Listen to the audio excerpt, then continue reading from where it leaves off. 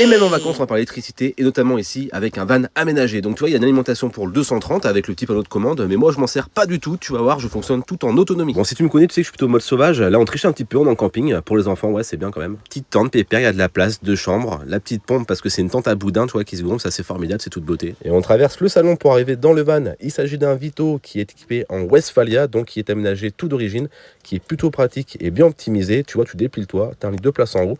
Quand tu déplies la banquette du bas, tu as un deuxième lit de place. On retrouve 2 plaques à gaz ainsi qu'un petit évier qui est alimenté par de l'eau propre distribuée par une pompe électrique. Également un frigo électrique qui est la plus grosse source énergivore de ce van. Un panneau de contrôle nous montre donc l'état de charge de la batterie secondaire ainsi que son voltage. Oui, car la batterie principale se trouve sous le siège conducteur et la batterie secondaire sous le siège passager. Cette batterie secondaire va se recharger comme la principale par l'alternateur du véhicule. Cependant, bien que la batterie principale peut empiéter sur la secondaire ne pourra pas le faire sur la principale afin de toujours avoir de la batterie. J'en profite, je te fais visiter la petite cuisine d'été dans ma petite malle. Tu vois que la petite plancha, la petite plaque de cuisson et un grand rangement. Tout ça, on le déplie facilement parce que la base c'est un support à vélo. On ouvre le coffre, on trouve un grand espace de rangement qui te laisse imaginer la taille du lit. En dessous, j'ai fait des petits rangements afin de mettre les vêtements, les différents accessoires et les différents locales techniques. Car oui, on va n'en part pas avec grand chose, mais faut penser à tout. En même temps, tu peux voir donc la petite salle de bain, coucou, avec une petite douchette alimentée également par la même pompe que l'évier. À l'avant, je t'ai montré donc il y avait 2 ports USB. À l'arrière aussi, tu as 2 ports USB, un pour l'allume-cigare et tu peux voir le voltage de la batterie. Mais ce qui nous intéresse, c'est ce qu'on voit ici. Tu vois, ça clignote. C'est quoi ça? Eh ben, c'est un onduleur. Regarde ce qu'il y a sur le toit. Et oui, il s'agit d'un petit panneau solaire flexible qui est collé sur le toit. Je peux même en mettre un deuxième. Et j'ai même un chauffe-eau solaire que je remplis en eau et en air comprimé afin d'avoir de la pression. Je peux même mettre une petite douchette,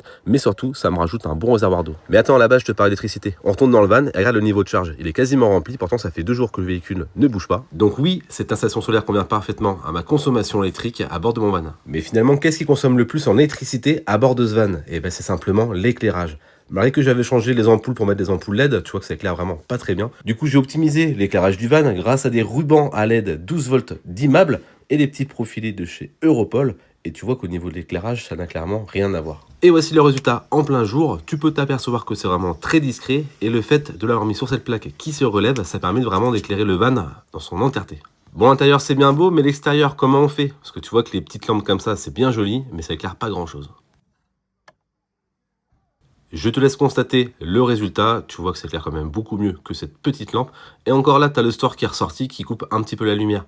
Donc finalement, qu'est-ce que j'ai fait ici? Pareil, j'ai mis un petit profilé Europol sur tout le long de mon van, avec un ruban à LED que j'ai doublé afin d'avoir vraiment le maximum de luminosité. Et voici le résultat en plein jour, et tu peux voir que ça n'a pas bougé dans le temps. Ça fait déjà 3 ans que je l'ai installé, j'en suis vraiment content. J'espère que ça t'a plu. Si tu veux plus de détails sur la vie en van, n'hésite pas à mettre un commentaire. Moi, je vais à mon cours d'aquaponie. Allez, bisous!